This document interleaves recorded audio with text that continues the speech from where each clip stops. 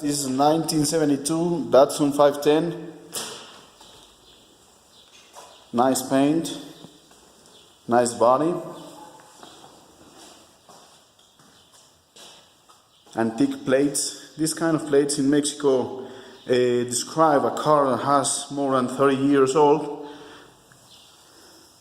So this car is 47 years now. It's glossy. Look at the interiors.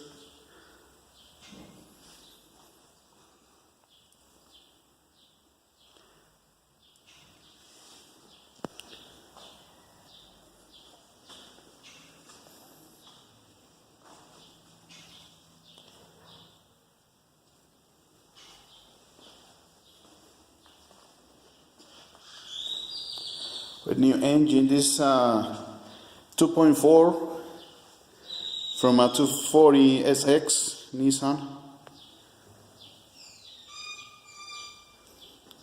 which runs pretty good, pretty nice. So I just wanted to show you my nice 1972 Datsun 510 from Mexico.